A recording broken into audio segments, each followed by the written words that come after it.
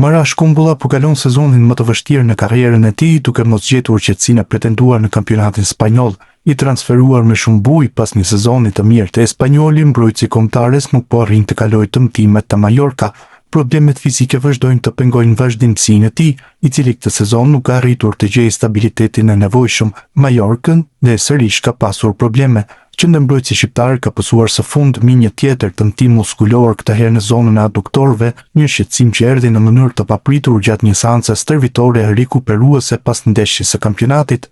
Analizat mjekësore konfirmuan një tërheqje duke përjashtuar automatikisht në sfida e rëndësishme ndaj Alaveshit këtë fundjavë në kampionat. Ky episod është vetëm vazhdimi i një sezoni të vështirë për mbrojtësin, i cili u dëmtua që në javët e para të kampionatit, konkretisht në përballjen kundër Atletico Madridit më 21 shtator 2025.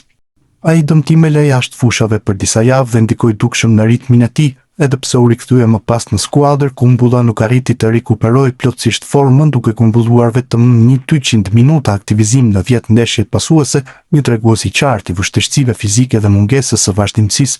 Situata u komplikua më tej nga problemet të përsëritura në muskujt e kofshës së pasme, të cilat e kanë shoqëruar gjatë gjithë sezonit. Edhe në momentet kur dukej se po rikthehej gradualisht, mbrojtësi pësonte rikthime të dëmtimeve duke bërë të pamundur stabilizimin e tij në formacion.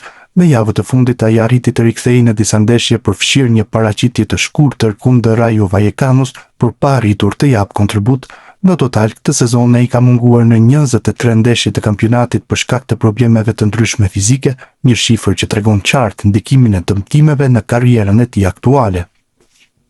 Sezonet e fundit kanë qenë të mbushura me ndërprerje për Kumbullën, duke filluar që nga dëmtimet më të lehta muskulore deri te problemet më serioze si kuputja e ligamentit kroçat gjatë periudhës së tij te Roma.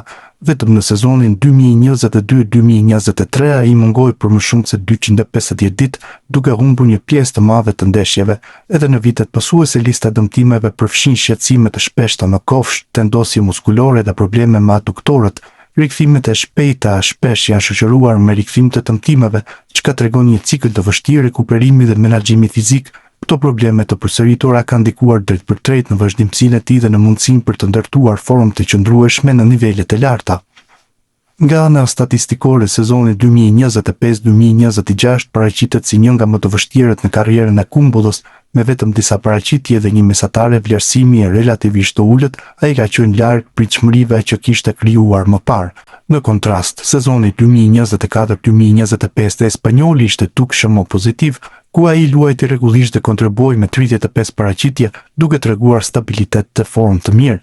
Më herët gjatë periudhës të Verona dhe Roma ai kishte ndërtuar profilin e një mbrojtësi premtues me minuta të konsiderueshme dhe performanca pozitive.